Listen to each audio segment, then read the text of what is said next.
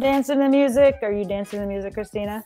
Hello, everybody out there in land of the internets and the nets that are interwebbed. It is very, very nice to see you. We are extremely glad you are here. As you know, if you come every month, you already know this. You should be currently rating who you are, where you're from, and say hi to us so that we can say hi back to you.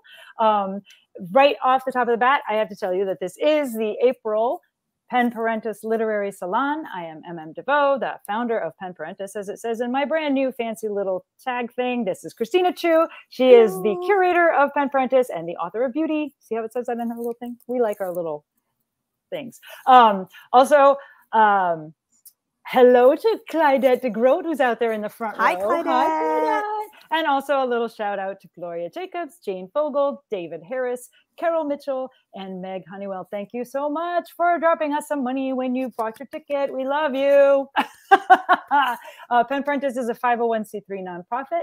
Our mission is to help writers stay creative after they have kids. If that is you, you are our mission, and we want you to stay creative after you have kids. We have 3 programs. The first one is this one.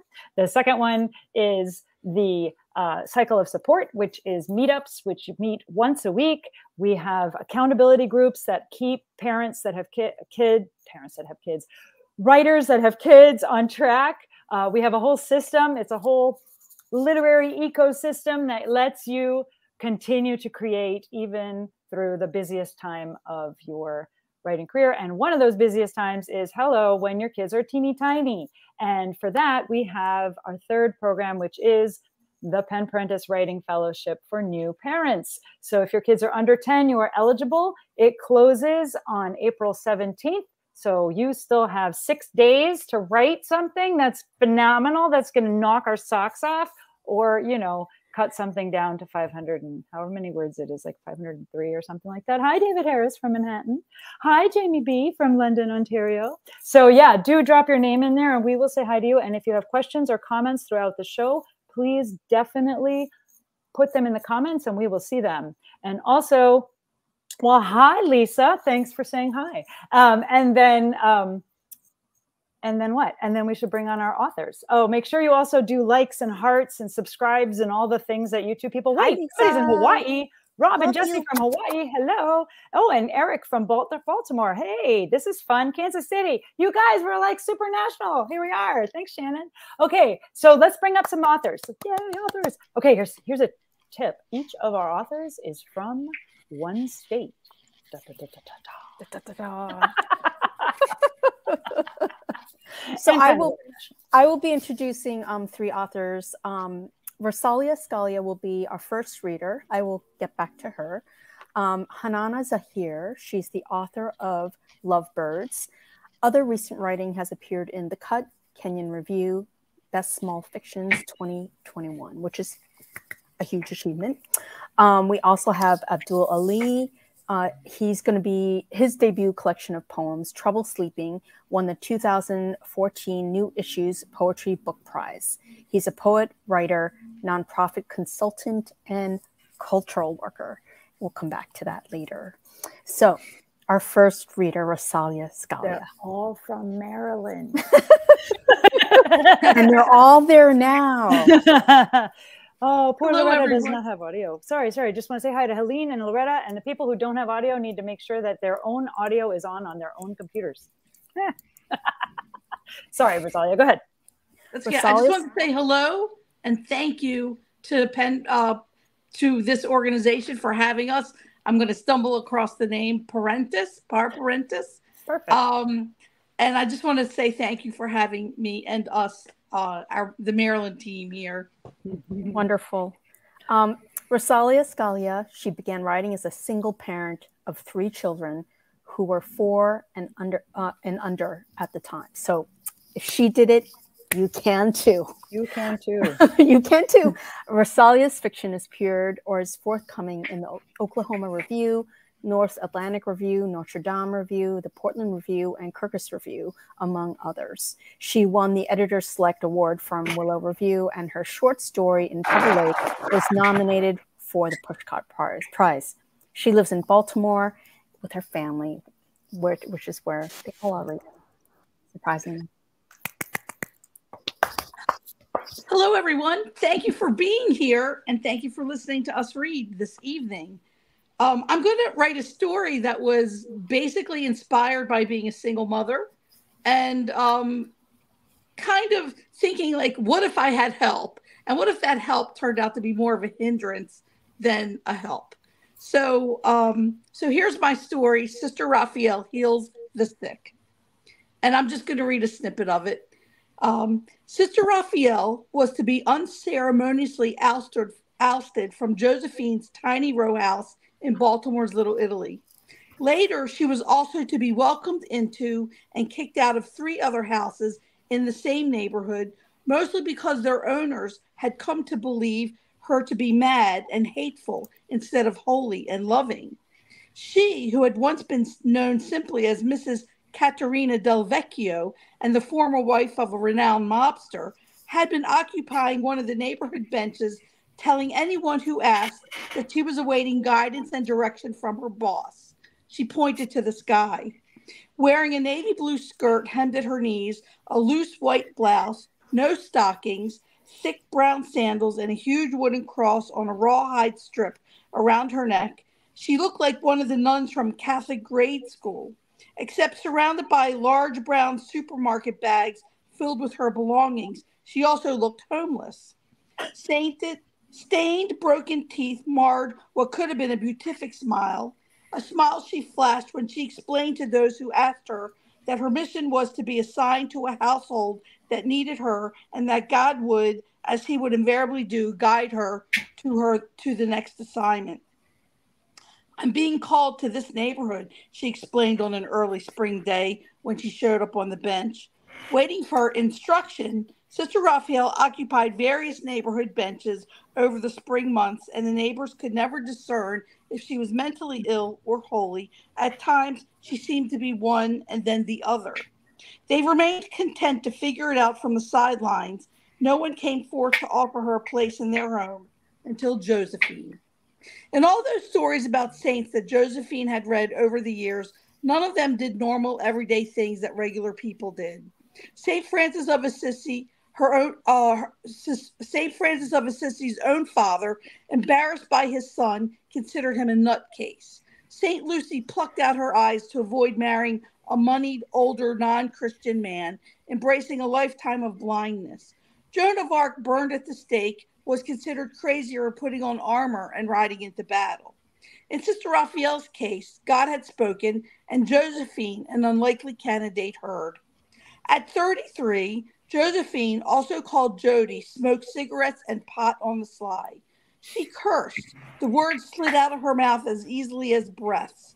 She loved all kinds of men freely, saying she was advancing world peace, one man at a time. With a head of black curly hair, doe brown eyes, and olive skin, she loved her twins, 2 8-year-old boys who were products of her individual world peace campaign. She single-handedly raised them with the dedication of a Madonna. Jody, who hadn't considered either holiness or insanity, merely decided it would be a win-win situation if she provided Sister Raphael with a home and meals for a few months in return for babysitting the twins after school and doing some light housekeeping. On the face of it, when Jody had first thought of the plan, it did sound foolproof. Having a helper like Sister Raphael around the house could be a boon, except she hadn't considered all the changes Sister Raphael would bring about.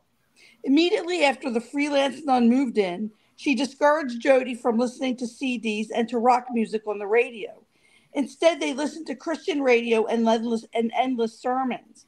When she noticed the navy blue tapestry with a gold sun and moon border hanging in the second floor hallway, she encouraged Josephine to remove it, saying the sun and moon designs were evil and frightened her so much she couldn't go upstairs to bathe as long as it hung on the wall. She also fined Jody a quarter for every time she said the word shit and $1 for every other profanity. And soon, Jody smoked only on the front stoop and not in the house, since the smell of smoke sickened the nun. Wah, I can't breathe, Sister Raphael had gasped after Jody lit up as usual. Help, it smells so bad, my lungs can't tolerate the pollution.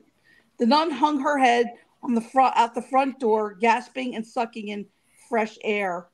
Behind the nun's back, Jody rolled her eyes but willingly overlooked the increasing number of small inconveniences in exchange for a clean and reordered basement and kitchen. She did not mind the hymns in the evening. Sister Raphael's increasingly restrictions frustrated her over the next months. By the fourth, she sat in her friend's living room at least one night a week, repeating the word fuck and listening to rock and roll cranked up. Nothing comes for free, she told her neighbors. I don't mind some of the things like the cuss cup because it sets good examples for the boys. I do miss listening to my music, though. She cleaned the basement and mopped the floor. She took a big load off my mind when she coughed the laundry up, she said. She picks up the boys from school, brings them home, gives them a snack. They seem to like her so much. Sister Raphael had insisted on prayers before meals. Once the boys had been put to bed, she and Jody would sit in the living room and sing hymns. Jody didn't mind. Having someone to talk to filled an emptiness in the house. Though smoking outside, paying the cuss cup, listening to boring sermons felt like a nuisance, and she liked the changes she saw in the boys, who started beginning most of their sentences with, Sister Raphael says. Aww. That's in this book, Stumbling Toward Grace. So are most of the stories from there Catholic humor? No, not really. I don't consider myself a Catholic writer. It's just that in this story I'm actually mocking. I'm mocking it. I'm mocking the born again Christian movement. Because in the end, no, they're not. It kind of took me right back to I went to Catholic school as well. That image you had in the beginning with the cross hanging with the gave me a little bit of a flashback. Yeah, I'm a product of Catholic school education. Yeah, I actually went for a while too. It's unforgettable. And it's scary how common the experiences are internationally. Something about missionary churches, they spread all over. Yes. So Rosalia, Flannery O'Connor's "A Good Man Is Hard to Find." Yes, I love that story. She knew so much about Catholicism, and really, she's pretty much doing the same thing that you're doing. Is that something that you think about in your work? Yes, it is. The reason it's called Stumbling Toward Grace, because the title story is about a guy who fixes the boiler at a church, St. Elizabeth's Church, but he's a bigot, and he's a mean man, and he thinks that fixing the boiler at the church kind of excuses his meanness, and he is estranged from his daughter who married a black man. I do actually explore a lot of race issues from to me, racism hurts the bigot and their families as much as it hurts the person being discriminated against. So those are things that I do explore in a lot of my stories. Wonderful. So we're going to move on, and then we're going to have our discussion at the end. Okay? So our next reader is HANANAH ZAHEER. She's the author of Lovebirds. Her work has appeared in The Cut, Kenyon Review, Best Small Fictions 2021, Alaska Quarterly Review, with a notable mention in Best American Short Stories 2019, and Michigan Quarterly Review, which she won the Lawrence Foundation Prize for Fiction. Yay! She serves as fiction editor for the LA Review and as a senior editor for SAG, a dissident literary anthology. Currently, she's in Maryland and Manila with her husband and younger son. The older one is in college. Everyone, please welcome HANANAH ZAHEER. Thank you so much for inviting me to be a part of this. This is a nice little segue because my story's also got a little bit of religion. And in the spirit of Pen Parentis, I'm going to read this one that's called Things I Say to My Son While He Sleeps. And this story is a single sentence. So I will try to breathe through it. I was going to say, take breaths. Yeah. Hope it has a lot of commas. Here we go.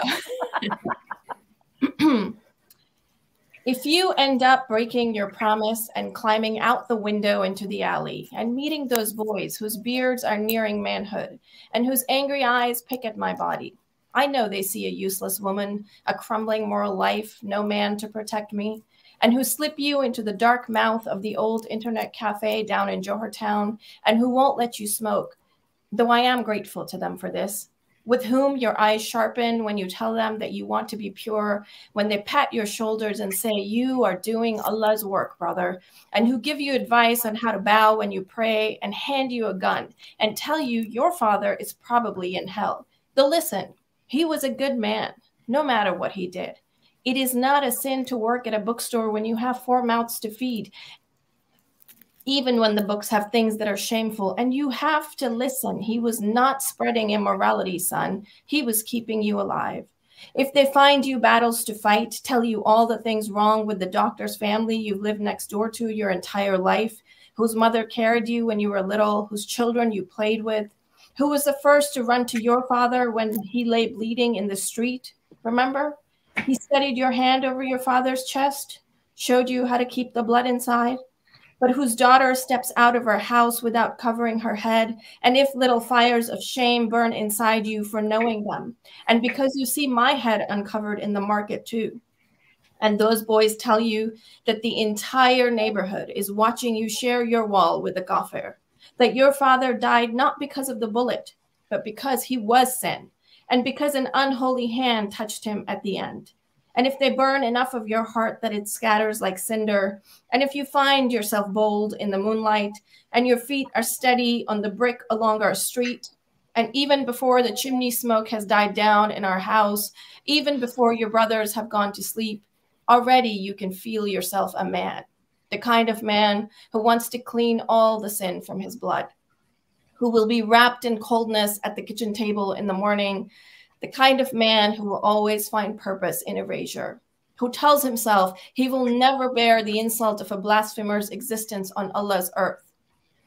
If those boys' words are the beat of your steps, if your hand is bold enough to ring the doorbell, knowing I am waiting for you just a few feet away, knowing your brothers are looking for you like you used to look for your father, and if you stand at that door waiting for it to open, and if your fingers are just a little numb around the gun, and if you shift your feet, and if you feel as if there are a million eyes on your back, but you feel alive, more alive than you have ever felt, forgetting that your existence is the purest thing there can be. Turn the gun to your own head, son, and shoot.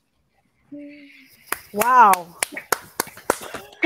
It's hard to applaud something painful. They do this poetry snaps. Powerful writing. Very powerful. Incredible. So can you tell us what inspired that poem? Well, it's more like a story, prose poemy, story, prosy, hybridy thing. I was actually wanted to write a story that was an entire sentence. I'd given myself that challenge for a very long time, and it was proving very difficult as it is. I mean, trying to find something that pushes the momentum the entire way through. And then a couple of years ago, I read this news story about this group of young boys in Pakistan who beat somebody up in the middle of the street in the name of religion, called the blasphemy. The blasphemy law is a big thing in Pakistan.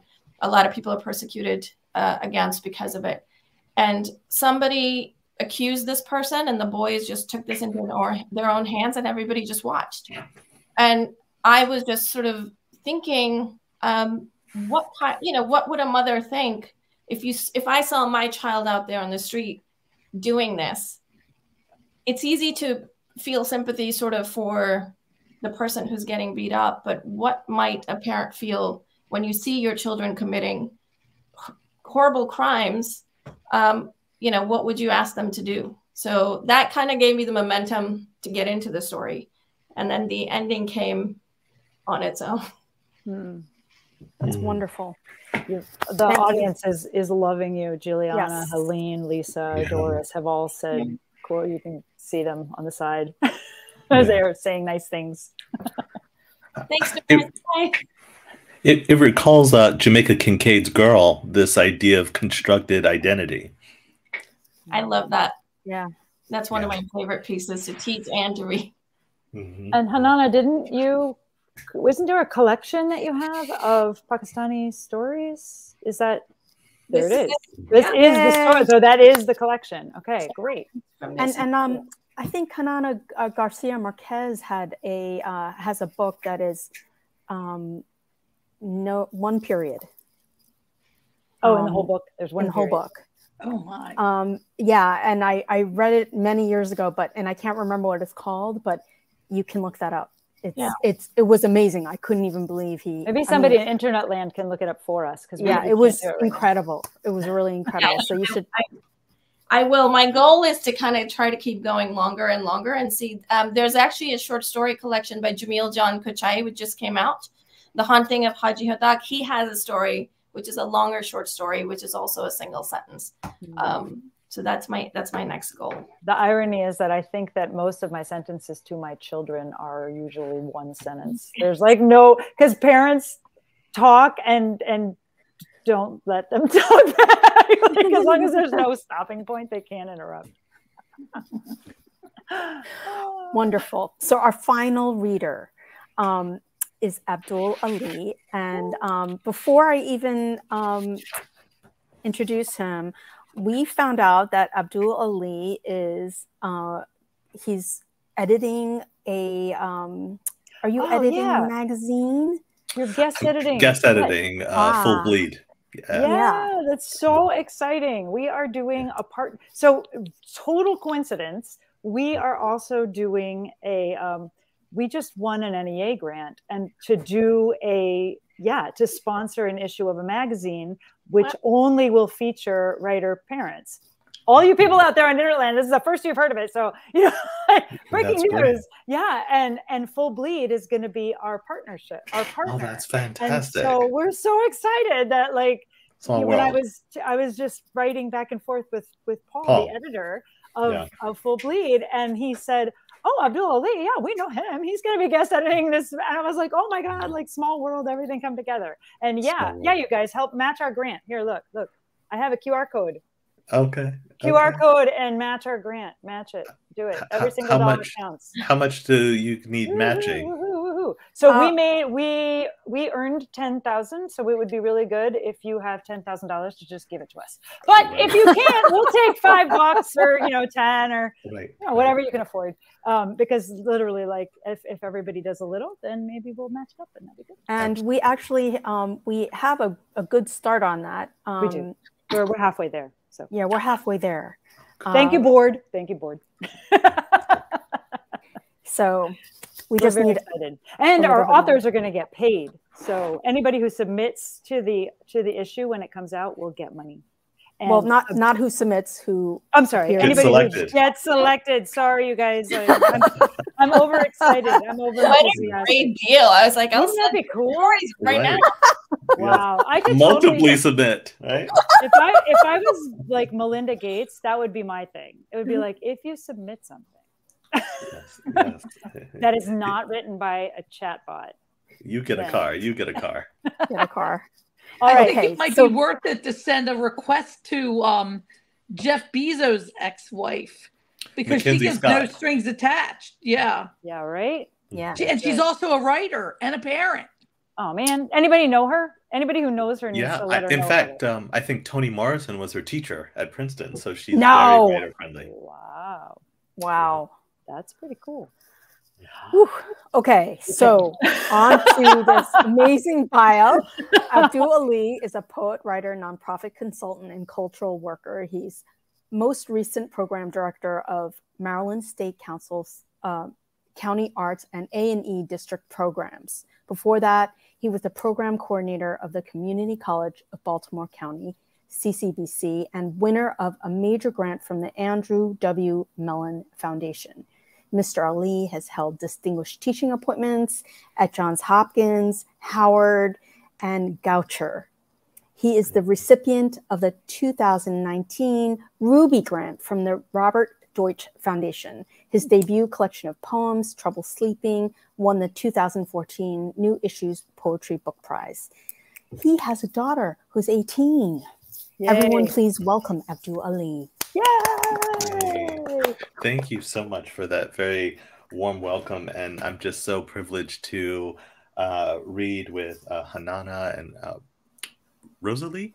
It's Rosalia. Rosalia, I'm so sorry. It's Rosalia, actually. Rosalia. So sorry.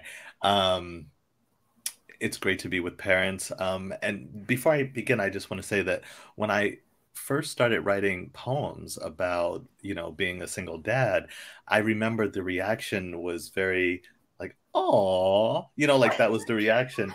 And then aren't you cute writing poetry? It's wonderful to be in a place where books are winning prizes and people, especially Black male poets, are shaping discourses, expanding this idea of what parenting looks like.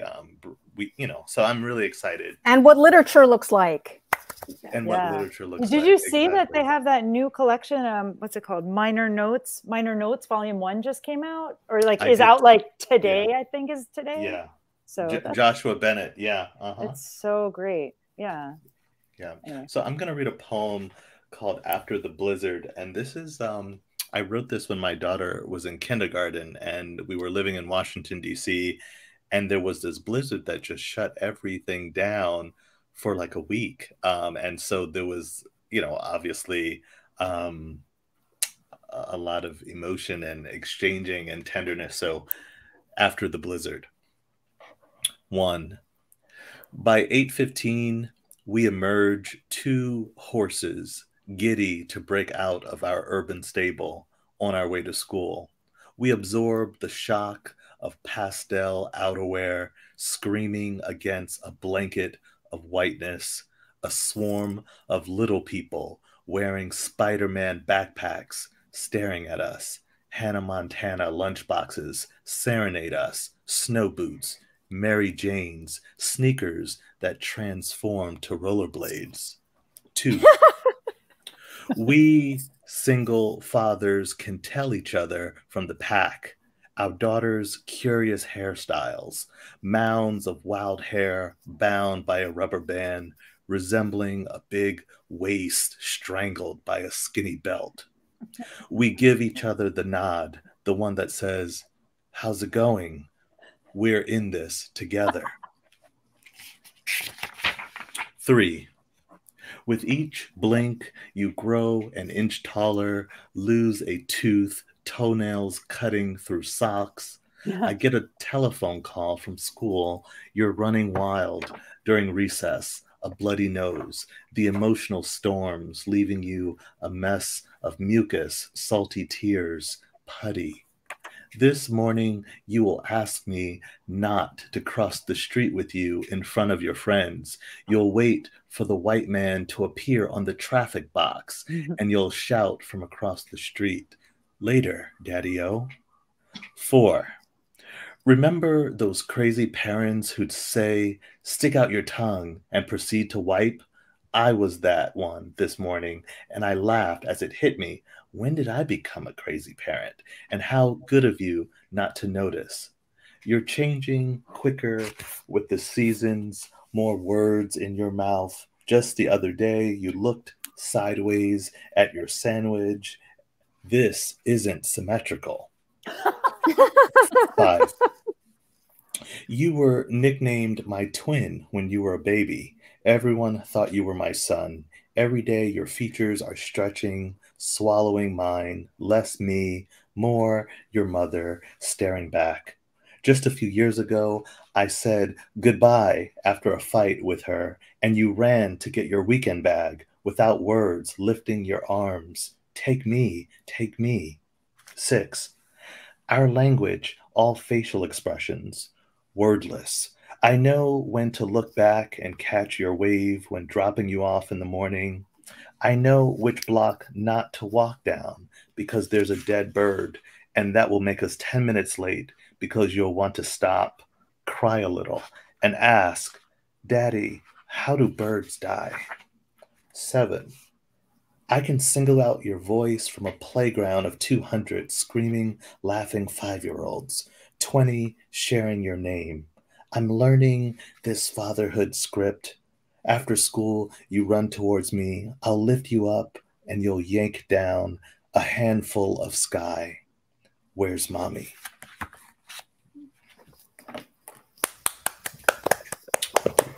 Beautiful. So that was so personal, and you had so much there about your daughter, and you know, the hair, the crazy parent, admitting you know, that you're becoming someone that you always were afraid of, almost. You know, how do you decide what from your life becomes a poem? Like, how does that happen? I don't know that I decided. I think, you know, the great poet Philip Levine says that I write the content I was given. And so I think that that maxim pretty much shapes my practice.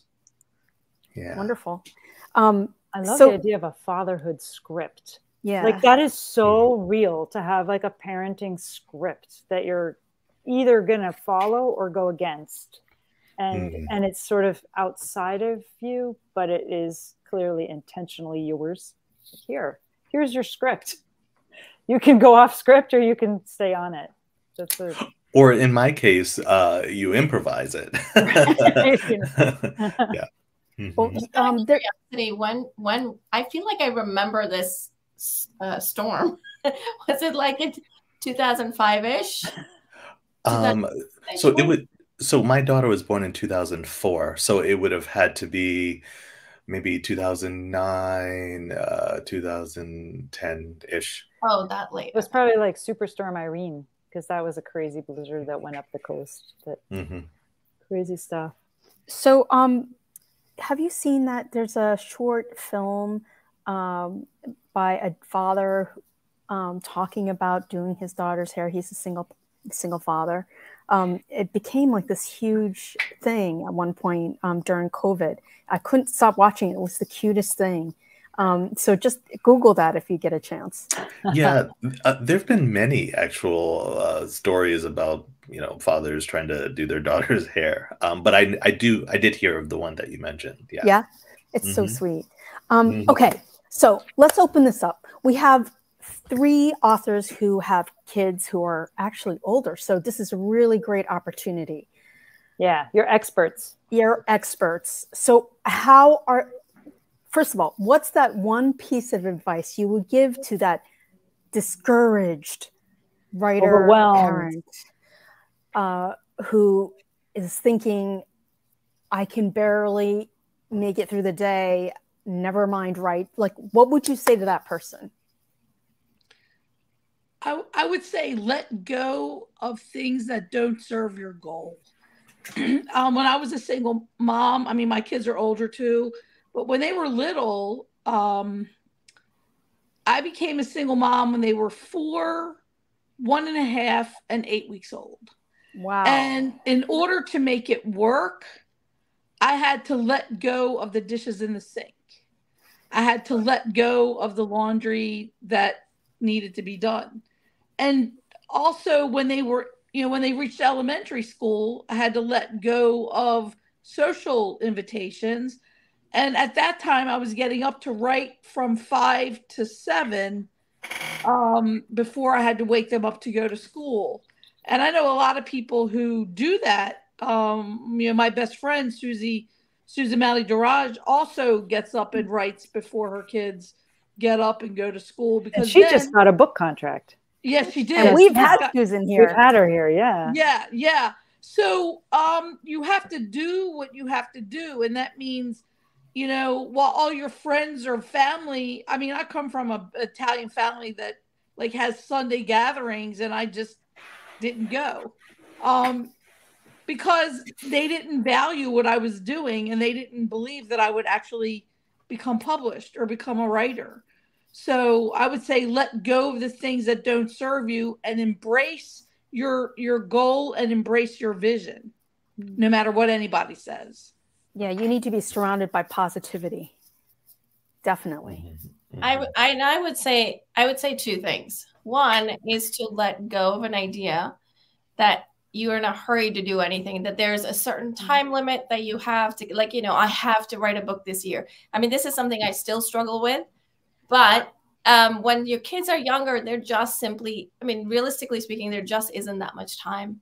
So the idea of I need to finish it by a certain time is putting unnecessary pressure. I feel like it relieved a lot for me because I felt like I could live in the world of writing, write shorter stories, write things that I could manage and still make progress without feeling this pressure to like complete an entire project immediately. Mm-hmm. The other thing I would say is finding a friend like Rosalia. It's kind of very serendipitous that we've ended up here on this reading tonight together, because when my son was very little, like maybe 1.5 or 2, I met Rosalia way back then. He's 19 now as of last week. And she's seen him and me grow as a parent and seen him grow up through the years. And, I have to say back then when I saw her working as hard as she did, and she said, no, it's okay. You can do it. Like, you can do it. It's fine. Did you meet as writers or did you meet as parents? We met as writers. Yeah, we were at the Swanee Writers Conference, and I think were you on the airplane or were you on the bus from the airport going up to the... Oh, I love the story. I think we met on the bus. And then because it was the first time that I had left my kid with my husband alone, that's a terrible. My husband had popped down to Sewanee for like 1.5 days to just kind of, show me my kid's face. And I think Rosalia met him running around the dining hall there as well. But I will say over the years, I have grown to become very comfortable at leaving my children home with my husband. You have somebody who can take your kids on, leave without guilt. In the name of writing, it's okay. As long as they're alive, it's not going to damage them. And actually, my kids have really come to respect my writing time. And when I go away, like especially for residencies or for writing things, they are 100% at this point. They've been trained enough that they kind of go ahead, we're fine, we'll take care of stuff. Go write. Have you written today? Go write. So, it's actually been helpful in that way to kind of get them used to the absence. Mm-hmm. Mm-hmm. What about you, Abdul? I would say the first thing, and also I would say no one's an expert at this, right? Everyone's journey is different. Everyone's journey is different. Absolutely. That's why we have 3 people, not just 1. Yeah, I would warn against comparing your journey to other people's journey, because I think that's something I fell into, like people that maybe we published our first books, at the same time. And then, you're like, wow, well, maybe if I didn't have a kid, I could be more prolific or this kind of thing. And then, I'm thinking about Rilke, who in Letters to a Young Poet, when he talks about, your job is to ripen, right? And that has nothing to do with publishing, that has nothing to do with publishing. And so I think honoring that journey. Lucille Clifton, says that publishing poems and writing poems are entirely 2 separate journeys, right?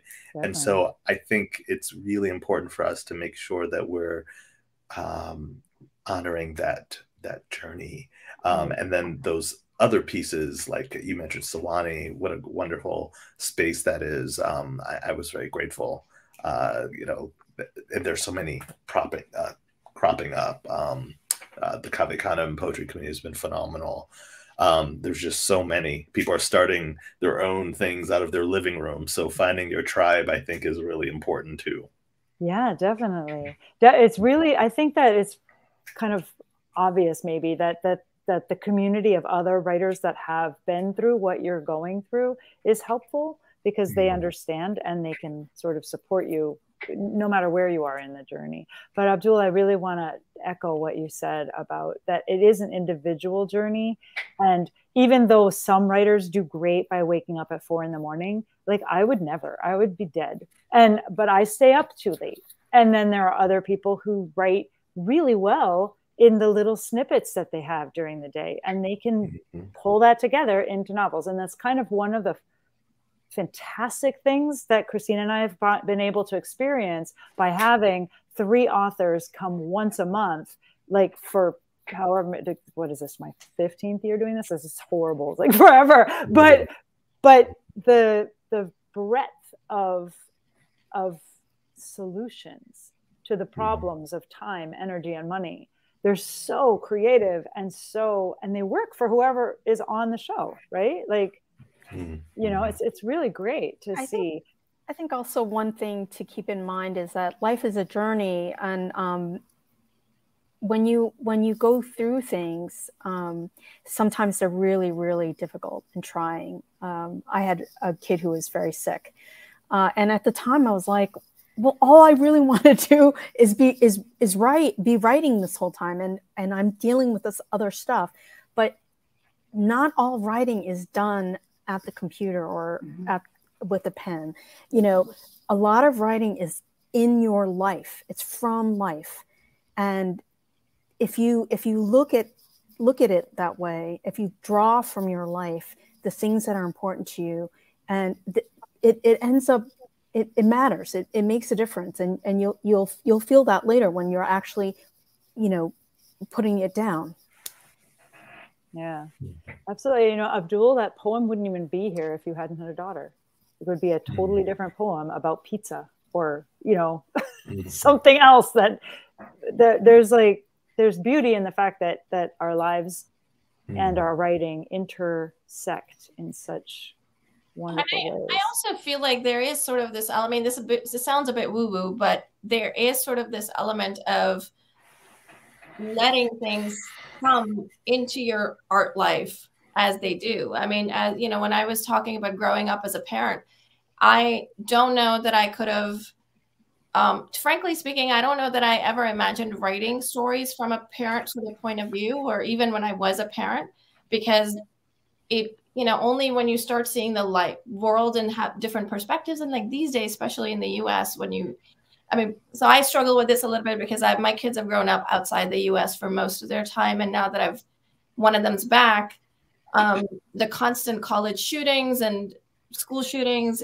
it's really a thing that I'm trying to contend with. I've never had to think about this as a mother. But wasn't there violence in Manila too? Like, maybe not while you were there, before you were there. Yeah. And Middle East, certainly not. It was very, very safe where we were, and we never even locked our front doors for 11 years. Yeah. So to come to here and to sort of imagine yourself as the kind of parent you want to be and the kind of lessons you want to teach your kids. And my kid now is, you know, this 6'3" brown boy in the middle of Ohio, and the kind of lessons or the kind of conversations that I have to have with him. You know, but these are things that are also part of my understanding as a writer, because all of a sudden I'm seeing things differently. I'm seeing culture differently. I'm seeing immigration differently. I'm seeing parenting differently.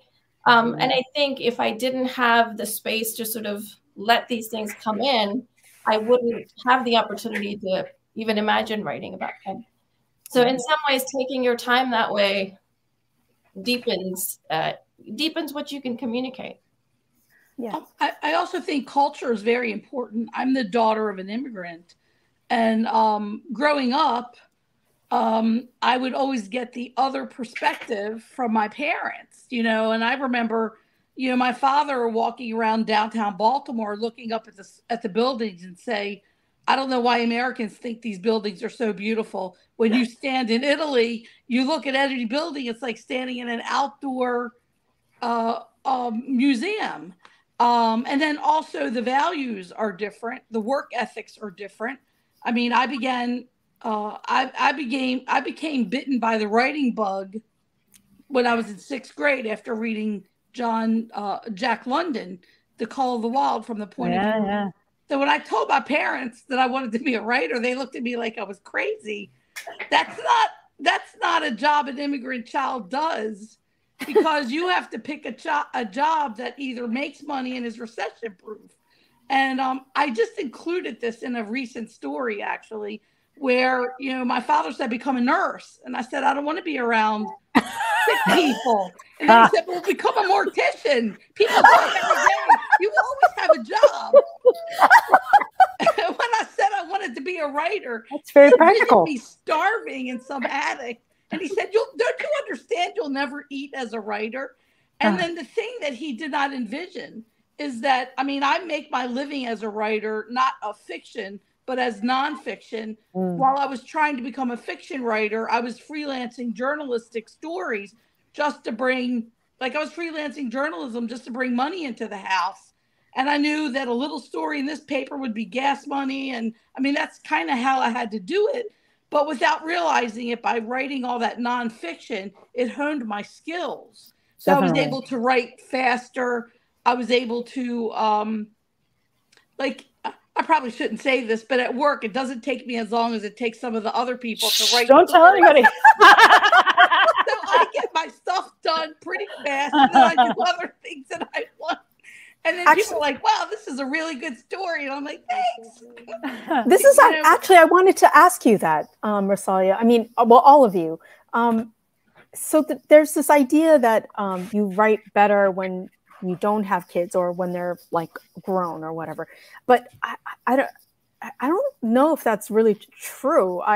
Because I don't think sometimes that's true at all. Yeah, right. Parents, you only have a set time. You can't dawdle and do stuff. But I don't know. What do you think? My children, right. Yeah, I think writers right. And having children made me a better writer, and it enriched my world. Because you're dealing with things that, I have a son and 2 daughters, and it occurred to me one day that my son was in a house overcome by women. He had pink bathrooms. There wasn't a male product in the house.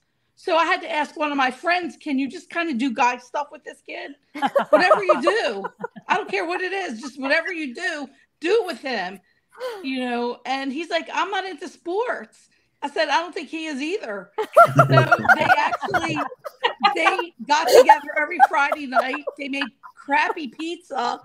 And Mark taught him how to build computers and, network computers. So after college, Richard joined the Navy. And I said to him, I know why you did that, because now you're going to be surrounded by men. You've had your fill of being surrounded. Jordana's estrogen. It's time for the testosterone bath. Nice. There's a question in the audience. Unless one of you wants to answer that other question, I will just. I'm not seeing what's. I'm not. Here, this is the question. Here, wait a second. The fatigue. To what extent is fatigue, lack of energy, a real barrier, and to what extent is it psychological? Oi. Yeah. There's a question, right? Well, it is. It's real. It's real. The fatigue makes you think differently. The definite. There's definitely fatigue because you're not sleeping as many hours, especially when you have infants or any children that are sick or anybody's not sleeping through the night, or you have to get anything done. You get things done late and then you wake up early because school. So. I think maybe it depends on the stage of life too. Fatigue when I was younger just made me kind of loopy and maybe a bit uninhibited. Mm-hmm. So I could write easier in some ways.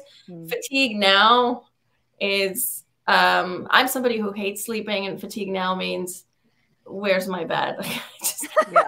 Forget writing. What is a novel? I don't care. Just put me to bed. I echo that, HANANAH. I echo that. Absolutely, you have to think about that. I'm still dealing with fatigue, so I'm and it has nothing to do with parenting. It's just life gets in the way. Life can, So I'm just kind of struck dumb by that question because I'm like, yeah, it is. I'm sure it's psychological. I'm sure it's situational. And then it may also be personality, we all make time for things that are important for us, if you, like to drink at bars, you make time to go to the bar and drink. So I imagine if you like being social, you make time to be social. So if writing is one of your things, it's going to feel like everything else is getting in the way. And that's, I think, where the conflict. I think you are echoing exactly what our Hawaiian person said. Look, I think we make the mistake of assuming that writers without children do something different. Like either way, you have to make time to write. You work around writing with kids, like you do everything. And they have 5 kids and are a military wife working full time and writing. Yeah. So, yeah, I know, right? Like, woo-hoo. But I think that is exactly the case. Like a lot of times people split because parenting is 24/7. It is. And writing is 24/7. It is. And so then you just sort of have to blend these two things together and give what you can as much attention as you can. It's a little bit like juggling. Yeah, a lot.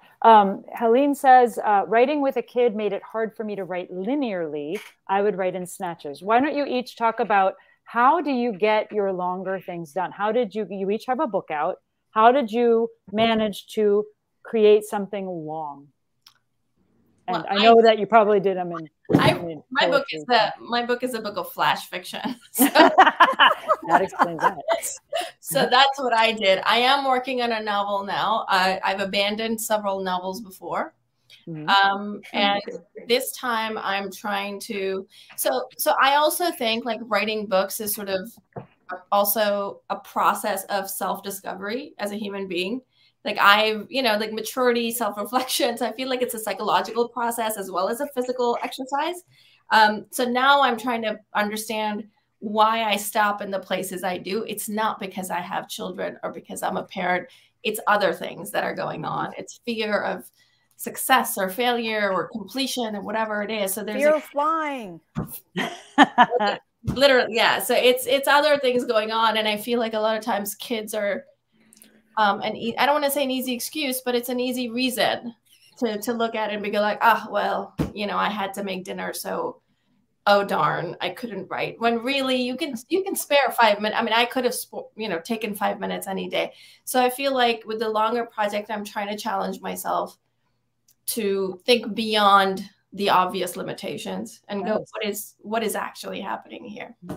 What about you, Abdul? When you're writing poetry, you have to be in a different mindset, which I think of as that sort of same mindset that people who are writing novels, they have to have a larger picture. And I think when you're writing a poem, you also open your mind to more connections, if that makes maybe when you're putting together a manuscript, but the writing it's like driving at night. You stop at each stop sign and you have your high beams on and you take it one mile at a time, one page at a time, right? It's like running a marathon.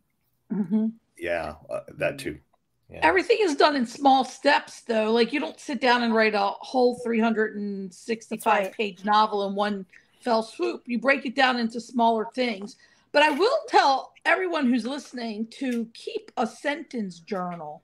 When you're reading, if there are sentences that you really love, write that sentence down and put, underneath the sentence, put who wrote that sentence and, out of what book you got it from. And having that sentence journal sort of forces you to think about language, and it forces you to think about how you can how you can create or reflect or write the same thing or write something similar. How do you write a beautiful sentence that still works, that still does the work of moving the story forward? I think the sentence journal is, and I get inspired by a lot of poetry. A lot of my short stories are inspired by poetry.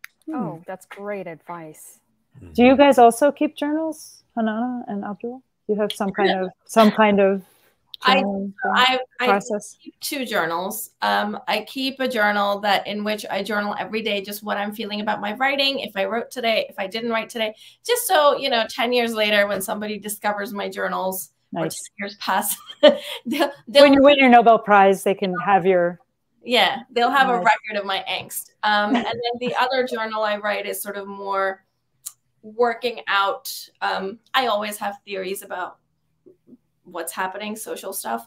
So in that I work out social theories or like stuff that's happening or impacting, and then put stars by it thinking use later. Yeah, blog about this. Never do. Nice, nice. And Abdul, do you have a journaling practice at all, or?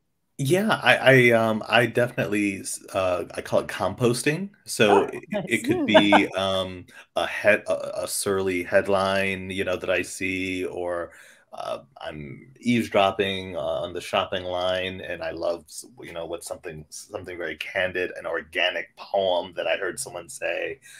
So I write all sorts of things down, and when I teach my workshops, I definitely encourage folks to become recorders, because language is always speaking, and you can always pick it back up at any time. Cool.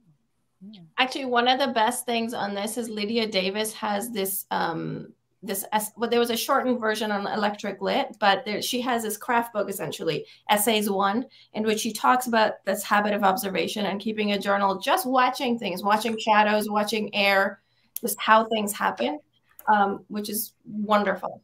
There's a question. Can I go ahead and quickly? Yeah, let me put it up so that everybody can see it. It is. How much other punctuation is in your one-sentence story? A lot. Is it important that the reader notice it is one sentence?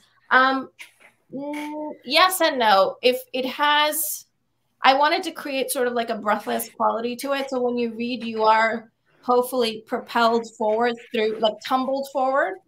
And that's why the one sentence thing is important. I think if you see it on a page, it takes people a couple of readings to realize, oh, wait, that was a single sentence. So super cool. Here's another follow-up question for everybody. Are your journals actual paper-bound journals, or are they digital? Both. Yeah, both. Moleskine. I carry mine with me everywhere. We should get Moleskine to sponsor the Salon series. So many people talk about their Moleskine journals. Oh yeah, right? Wouldn't it be like the best? Like, I feel like that was an era, when everyone wanted to look literary. You have your Moleskine. I'm still in my look literary era. I'm just asking a question about the fellowship. Let me quick and answer that. Question about the Pen Parentis Fellowship. Does the topic have to be related to our children? No. No. Like what was read today? No. In fact, a lot of the times it is just about your best writing. So if your best writing is about your children, yes, absolutely. But it is like, if you would look back at our past readers, past winners, you can see all of their stories. They're up on our publication partner, which is Dreamers Creative Writing magazine in Canada. And they will, what's the word? Sorry. I think my spouse and my kid are knocking at my door. Trying to get back in. But so you can see the old stories. They are all posted on the Pen Parentis website. Just go back through to the other, what are they called? To the other, Christina, help me. I'm sorry, what? You can find past journals. I can't talk. I'm done talking. Apparently my brain has shut down. Past issues? Past issues. Yes, you can find the winners, the winning stories. They are posted on the Pen Parentis website. Wow. Oh, yes. So, and one other thing before we go, I just wanted to say, having a community really makes a difference. And Pen Parentis is here really to support you guys out there going through this. I mean, I have a kid who's older, so I don't feel like it's that much of an issue.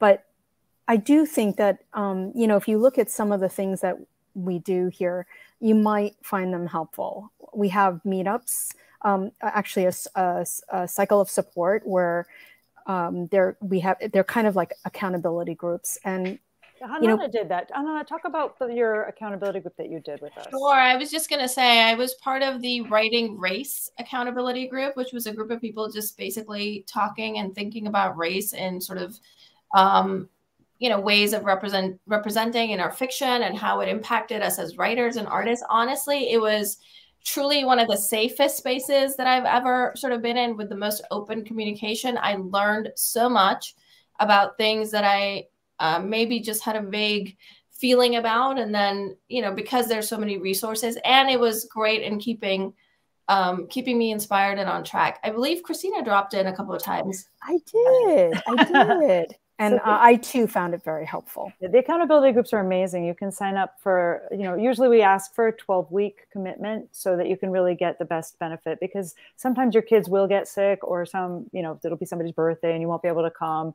And so like having that consistency where you can really meet the group, get to know each other, they really support you. Do you guys have, like, Abdul, Rosalia, do you have writer, like, how do you deal with things like first drafts, and like, do you have best friends that read your stuff, or do you have an actual workshop that you've been having since, forever ago? For a long time, Susan and a number of writers in Baltimore, we actually held the longest running writers group that was around. And a couple, before the pandemic, it broke up.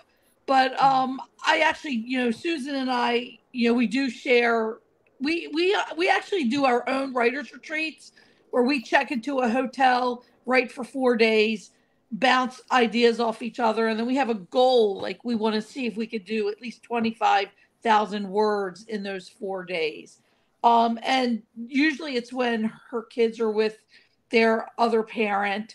And for a while it was a little, like, even though my children were getting older, I was also in that in-between stage of taking care of parents who were like super elderly.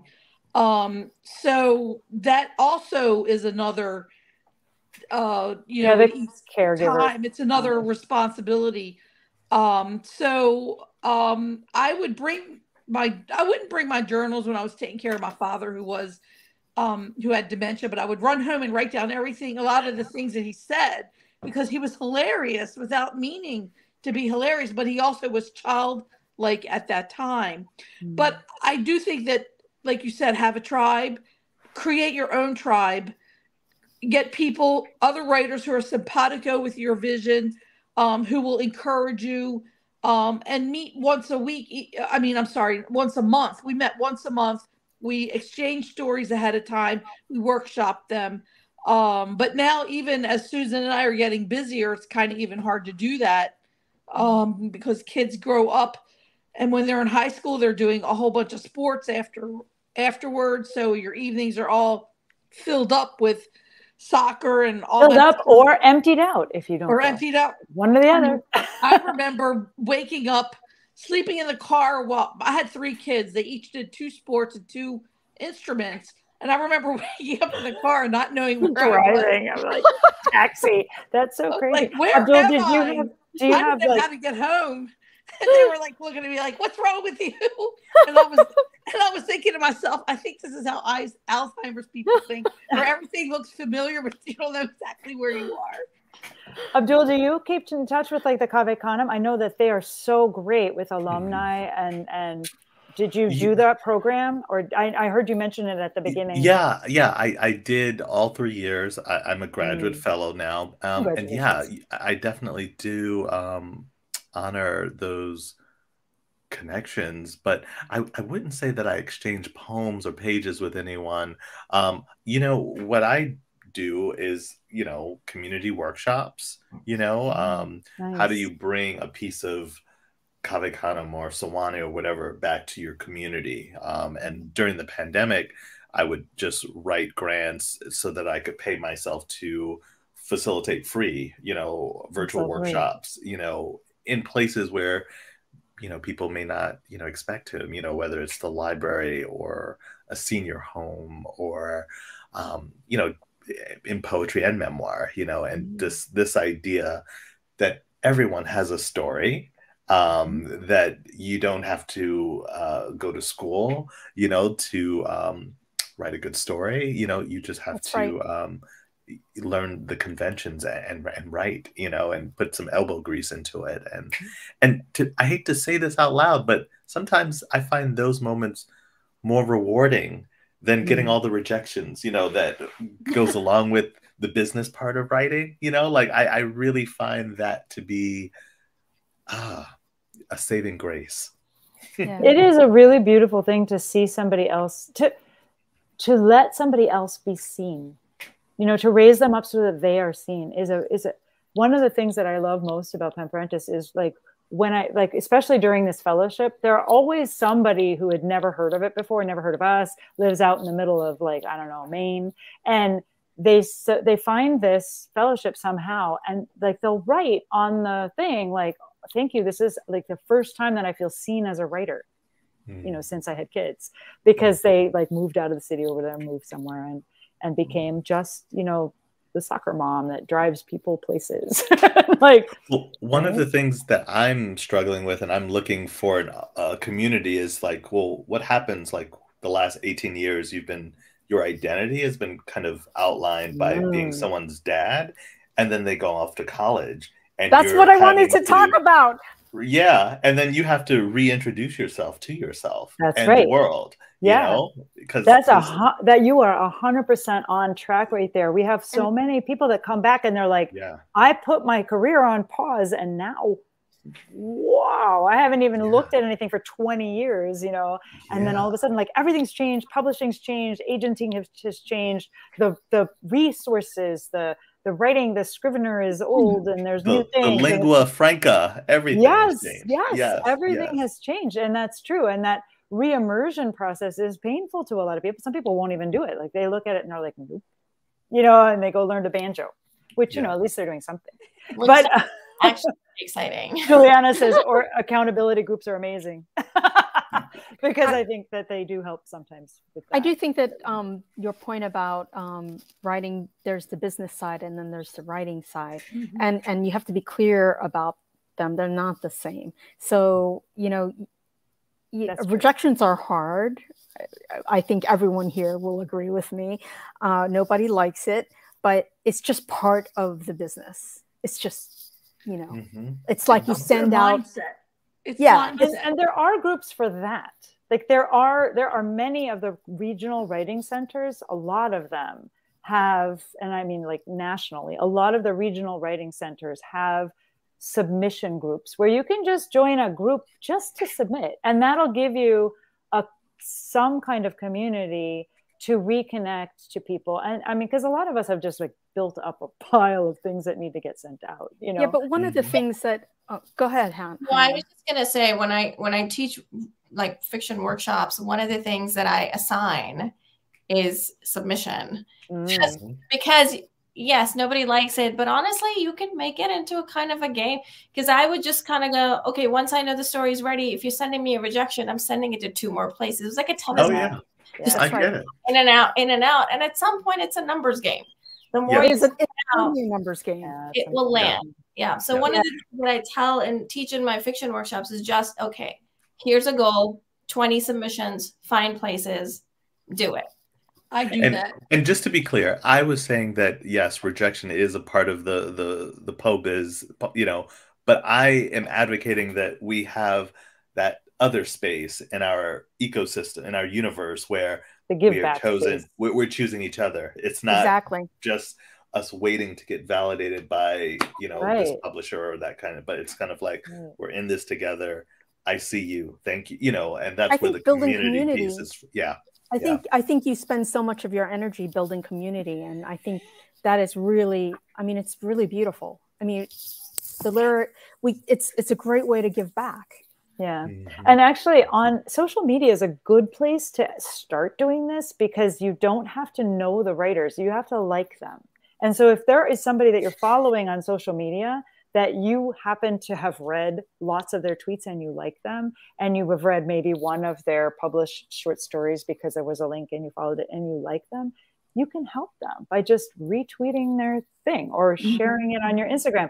And that creates a system whereby you're helping people. They're, you know, maybe they'll help you, but you're not doing it for the tit for tat kind of thing. Because that's what makes you tired, is where you're like, well, I tweeted that and they didn't refollow me. Like, come on. Like, it's not always transactional. Like, it can be like, oh, I like you, so I just push you a little higher. So I just want to say one more thing about rejection, since we're on that. I have a friend. She does all the landscaping for very wealthy people here in New York on their, you know, on their beautiful balconies, areas, outdoor yards. Yes, the yards and whatever. And she literally puts together these pitches for each person. Like she goes through singing stuff. She does the work. She figures out the numbers. She it's not like it's quick. And then she puts together a little packet. She sends it to these people, and then they say yes or no. And the thing is that we as writers, we take things so personally, but she doesn't take it personally. And she really puts her heart into these things. Like, she makes proposals that are beautiful. I mean, she draws them out. We're all freelancers. Like, we're all just think of yourself as a freelancer. It's not personal. Just keep sending it out. Mm-hmm. Every rejection is actually one step toward an acceptance. And that's the way I look at it. Nice. I mean, it's fun. It's actually fun when you get to the point where people are writing you rejections that are nice. Do you know what I mean? Like, where they're like, oh, I really love this story and I enjoyed reading it. I'm so sorry that we can't publish it because I like these 5 things about it, and I'm going to share it with my friend if you let me. Like you could publish it. Okay, before we go, our season closer next month. Yes, you have to come back. Yes. This is believe. Once a month on the second Tuesday of the month. We are here on your screen in your YouTube. You can just follow us on, what is it called? Subscribe on YouTube, and then you'll know like when they happen. But go ahead, tell us what's so next. Our authors are amazing. We have Christina Garcia, we have Marcy Derminsky, and we have Julie Metz. Yay. So please come back next month. It's May the second 9th. Tuesday. Yes, May 9th. We'll be here, and we'll be talking to more authors that are writers. You guys, Abdul, HANANAH, Rosalia, thank you so much. Thank you. Thank you for having us.